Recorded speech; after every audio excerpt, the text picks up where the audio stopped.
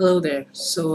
I apologize for the lighting in this video because I don't know why, but it looks like it's completely bleached out. I'm not sure what's up with the webcam, but anyway. This is going to be like a quick vloggy kind of a video about an experience I had really recently, but one that I think would be relevant and of interest to a lot of people here in the YouTube pagan community. Here I am to share. So, a lot of you guys may or may not know, February 1st this year was the festival of the goddess Saraswati, who is the goddess of wisdom, learning, and the arts. She is the goddess uh, who rules language and poetry, and basically all of those functions. And it generally pretty much coincides with Imbolc, which might be a whole lot more familiar to Wiccans or followers of Wiccan-based practices. And it's kind of interesting because Imbolc is, as far as I'm aware, associated with the Irish goddess Brigid, who again does to an extent patronize poetry and the arts. So make of that what you will. I thought that would be an interesting parallel to put out there. But anyway, so recently, and by recently I mean say beginning of this year, or say December last year, I've been feeling really drawn to Saraswati as a deity or as a goddess. And that's not to say that I had any problems with her in the past. It's just that, my practice has generally been pretty centered on the Shakti, Kali, Durga aspects of the goddess.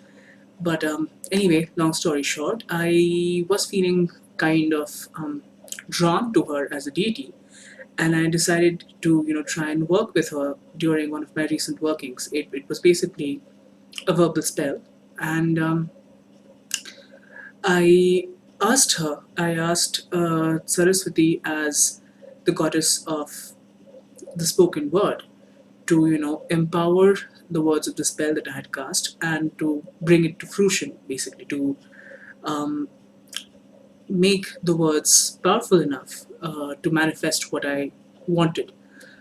And this was, I think, around the beginning of January.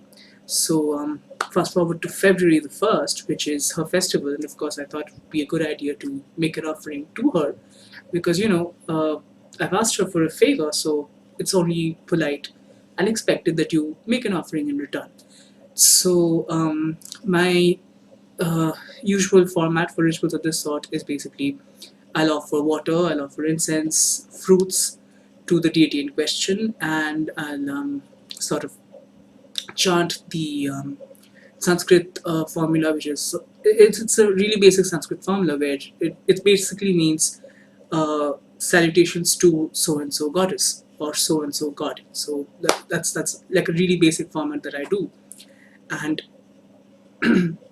I chant it 108 times. 108 is a pretty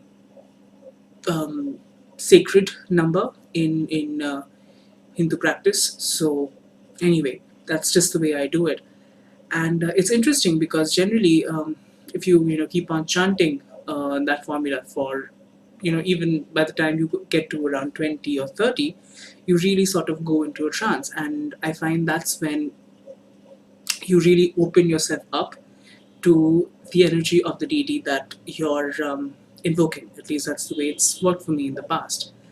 And Saraswati is generally associated with her iconography. Usually depicts a young girl or a young woman who's playing the veena, which is it's a string instrument in India, where it's like the sitar. I'm not sure if how many of you are familiar with that reference, but anyway, she's depicted as a young woman who's generally playing the instrument, and she has books in one of her hands, a rosary in another, and so on and so forth. However, it's interesting because the energy that I came up with while I was chanting her name was more strict. It was much more matronly, if I might use that word, stern even. And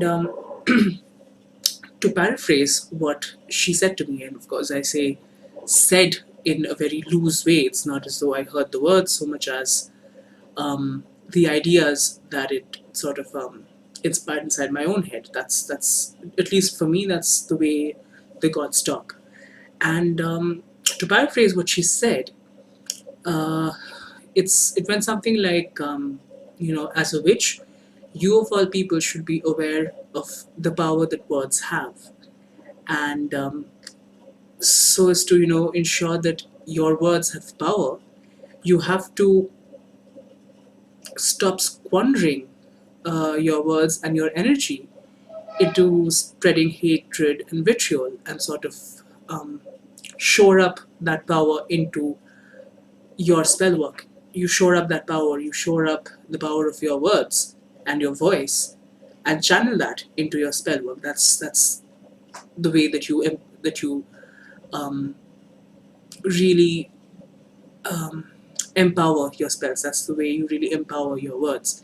And it was pretty relevant to me because I had asked her for her help to empower my words, and I guess this was her way of helping out, basically, by teaching me how to make my words more powerful. And B, with the recent geopolitical developments around the world, and that's all I'm saying right now on this. It's become a little difficult for me to keep myself appropriately respectful of the opposing side, and with social media and the constant influx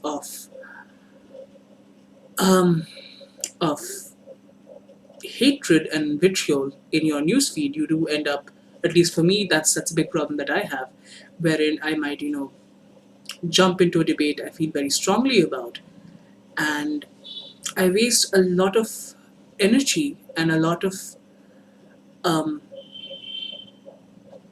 a lot of power, if that makes sense, into those discussions with complete strangers who I'm pretty sure are not really going to be influenced by anything that I have to say.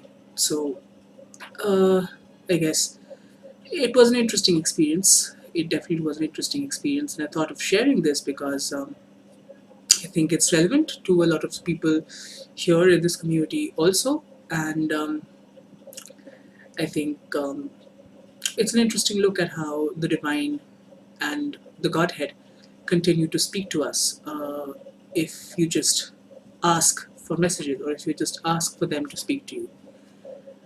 So this is going to be, well, not really short. It's 8 minutes in, but I'm going to end this here, and see you in the next video. Bye.